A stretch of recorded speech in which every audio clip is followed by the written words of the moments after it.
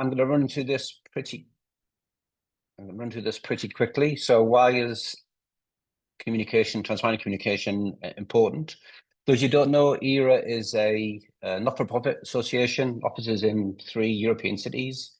We've grown pretty quickly since being created back in 2014. We're now a global organization.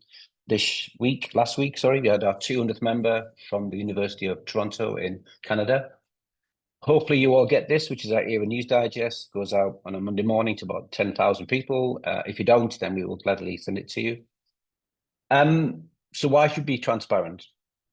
I think a lot of EARA's work for the past couple of years has been really to help our members and the wider sector deal with increasing political pressure to phase out the use of animals in research. And EARA would argue this phase out goes beyond, in many areas, beyond existing scientific knowledge or scientific knowledge to be gained in the next couple of years. If you go back to 2021, there was a vote in the European Parliament where 98% of MEPs, which is quite a lot, voted to speed up the end of these animals in research beyond what's in the directive, which, as you know, seeks to ultimately end the use of animals in research. This took place at a time which most of us are trying to forget, but during COVID-19, when there was a wider dissemination of animals that had been used for safety and efficacy testing COVID-19 vaccines outside of the scientific media, yet still we had just about a unanimous vote in the European Parliament to end the use of animals in research. And in the post-trading that went to that final vote, over 250 MEPs voted to end all animal use across all areas by 2030. Thankfully, that wasn't taken up, but that indicates one of the problems we have and why transparency is important. EARA engaged across the Commission to ensure that they understood the negative consequences of replacing animal use when there are no safe and efficient alternatives in place. Thankfully, the Commission responded by restating the importance of alternatives and the 3 Rs, but it really, in its response to the vote, emphasised the historic, current and future use of animals in research. Pretty quickly, what came out of following that was a European Citizens Initiative, which sought to have a petition in the Parliament to discuss, essentially, as you can see there, cruelty v cosmetics. In reality, there's no cosmetic testing on cosmetics in Europe. There are some chemicals that are used in cosmetics, are also used in other household products, but there's no cosmetic testing. That got the 1 million signatures, but I think what was missed by many people is the third element of that petition, which is a phrase which I think we're going to all have to become more combative to in dealing with, which is to modernise science in the EU. Modernising science sounds like a really cool thing. Who'd be against modernising science? Nobody, in reality. But really, it's a code word, and this kind of reflects on the pictures that Nuno put up earlier. It's a code word for saying that those who continue to see the need for the use of animals in scientific research are stuck in the past, are conservative, are wedded to all forms of technology, whereas the NGOs are forward-thinking, full of innovation, modern. We are stuck in the past. Thankfully, the Commission rejected the politically inspired phase-out strategy, which is in the ECI. But again, it stressed the importance of alternatives and developing complementary methods such as NAMs.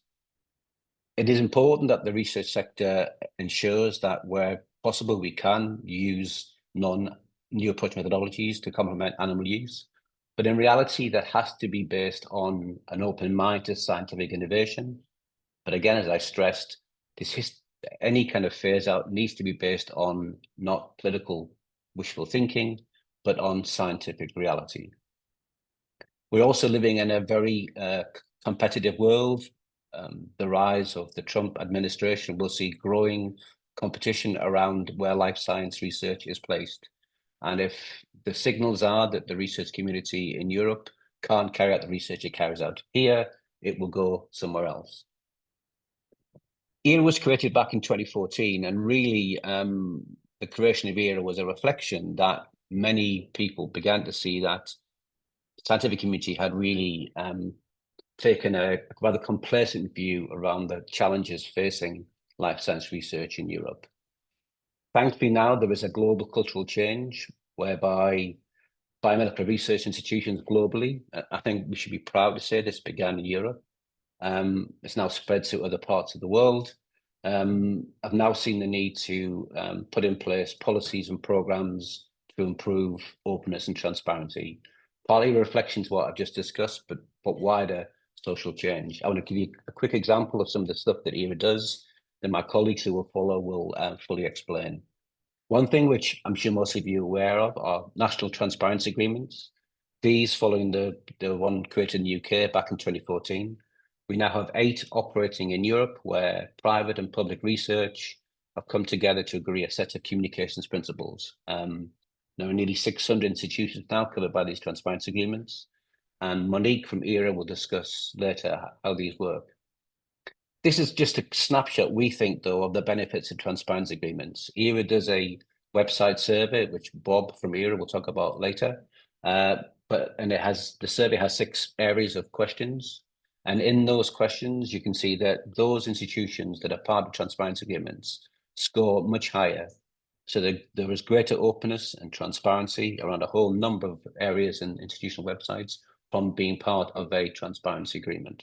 And that, I think, is something that needs to be increased.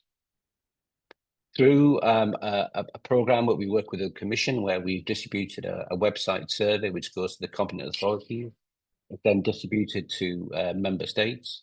EARA has gathered 1,500 websites across Europe, where we're able to develop